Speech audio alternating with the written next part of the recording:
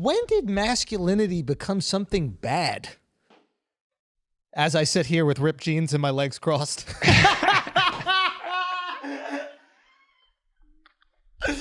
Maybe when all us men decided that we would accept that characterization of it. I never accepted it. I mean, like, I don't know. I remember growing up, right? And I think I saw it like play out in movies. Like I remember growing up and I remember seeing like TV too. It went from My Three Sons and Father Knows Best to dude. Well, to what are the every nerds? father being a buffoon. Yeah. So I'm literally watching movies and I'm like, okay, Bruce Willis is saving the day, right? And then like 90s, Bruce Willis is still saving the day. And then it's 2000s. I'm like, do we have nobody new here? Is Bruce Willis still the only fucking man left saving the goddamn day? Like, we just ran out of young, I guess, masculine men that were going to be the heroes. And then all of a sudden, like these like Michael Cera types, he could be a sweet guy, but he's playing like this imp guy, you know, who's just being like walked around on a leash by his girl in every movie. Yeah, good got to be synonymous with harmless. But I don't understand it because I don't think that you can make that a trend. I can't speak on behalf of chicks, but I don't think that you can like make chicks like beta males.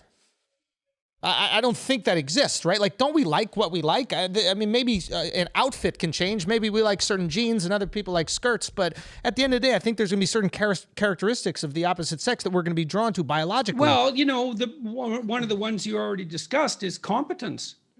Anybody with any sense is going to prefer competence unless they want someone who's emasculated and is completely powerless. And because then they don't have to be afraid of them in some sense. I mean, they should be more afraid of them really. But, you know, when you confuse competence with power, then you punish competence. And maybe then you become attracted to weakness because it's not authoritarian. It doesn't look like tyranny, but that's only because competence and power are confused in your mind. Competence and power. Yeah, there's this thing with power. Yeah, that's for sure. It's there's this claim that all of our institutions are based on power. It's like, no, they're not. Only when they're corrupt is that true. Has anybody that you've studied throughout history managed to obtain a significant amount of power and done the right thing with it? Well, I think most of our institutions that function reasonably well do that reasonably well, or had. You know, I mean, we're all flawed, but there's a huge difference between Joseph Stalin and Franklin Roosevelt. Yeah, a little bit. Yeah. So, I mean, if you look at the democratic West, all things considered, yeah, the leadership has been okay to good. Especially compared to absolutely catastrophically horrible, which is the alternative. Yeah. Is it so? And we don't give our functional institutions the benefit of the doubt, and that doesn't mean they shouldn't be subject to criticism. But the idea that they're predicated on arbitrary power and that's their essential nature, that's appalling. I wasn't being critical of the institutions. I know. Okay. You weren't. Yeah, I'm just curious about like. A human's relation Well, to you have power. a car. Yeah. Does it work? Yeah. How often? Currently, every time I use it. So, like, if you use it 1,000 times, how many times doesn't it work? 0 out of 1,000. A car, right? You said car. Yeah, a car. Okay. Yeah. Okay, well, that institution is doing pretty well. Yeah, because I'm has not... a 99.9% success rate. I'm not How mad about at flying? the institutions. Have you crashed yet when you flew? I mean, I think you're jinxing me, but no. And they're so safe, it's just beyond comprehension. Yeah. No, I agree with you. I'm not upset at like institutions in that. I'm talking about like a human being that is compelled to power. Like I understand certain people being compelled to greatness. That's really cool. You see it in athletes. And what's right? the difference? What's the difference? I think there is a difference. As far as you're concerned. I think there is a difference because I think like once somebody accesses power, they don't necessarily need to be more great. Right? They'll just do whatever they can to continue to have that power. Where there are people... Okay, what do? This is a good thing to differentiate. You made this case. Okay. Greatness versus power. Okay. Okay, let's take it apart. Okay. So you just said there's something arbitrary about power.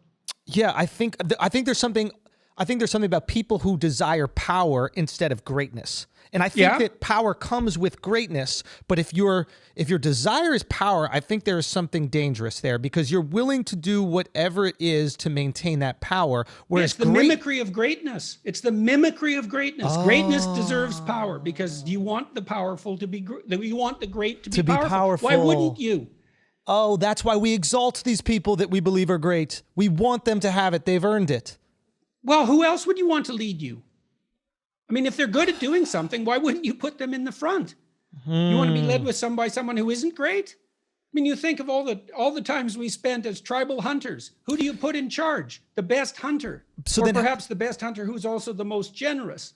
Yeah, exactly. You want the guy that's going to share that. Yeah, right. That but that would make him a great hunter too, right? Great. Because over time he would have people in his hunting party. You want productivity and generosity. So how do we discern between people who are mimicking greatness for power and greatness? That's a great question. By paying careful attention, by listening, and by talking about it. That's the purpose of free speech. That's the purpose of political attention. Because you want the great, but it can be mimicked by psychopaths who use power. But that doesn't mean that power is the basis of our hierarchical human relationships. That's only the case when they've gone badly wrong. What do you mean by that? I mean, when a society is corrupt, then the powerful rule. When a society isn't corrupt, then the great have authority. That's not the same thing. And confusing those, you asked why the beta male is now this object of attention. It's because we've confused great and powerful. And now we're so afraid of power that we're willing to dispense with greatness entirely, or even to question whether it exists. That's the attack on the meritocracy. There's no meritocracy. Oh, there's no greatness. And no one who has a position deserves it. There's no difference in talent. And that doesn't mean our institutions are pure and that everyone with talent is rewarded. Yes. But because no institution is pure and no selection method is 100% accurate. But you made this distinction between greatness and power. Yes. So pursue it. Okay. How do you know someone's great as far as you're concerned? How do I know someone is great? I have great admiration for the skill. Okay. You admire them. For the skill. Well, that's weird. That's an interesting thing because we have this instinct of admiration. It's like you see someone and you admire them. Yeah. It's like, well, why? You want to be like them. Yeah. That's imitation, right? That's the instinct of imitation. Yeah. And because we can identify what's great, because it would be better to be great than the way we are. So when we see it, you think, oh man, I really admire that. And maybe you're mad about that because you're so unlike that and it's judgmental and makes you annoyed. Right. But fundamentally you think, I'd like to be like that. So there's one, admiration.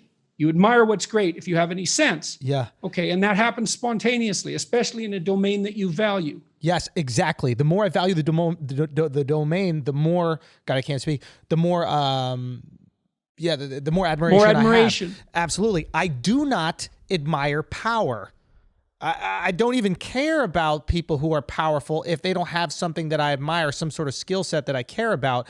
The only thing that's nice is like the ease of power. You can open up doors easier, but I'm way more impressed by like a powerful person that actually has a skill I didn't even know about. Like that to me makes me go, oh, cool. Maybe that's why he got there. But just holding the position isn't admirable to me in any way at all.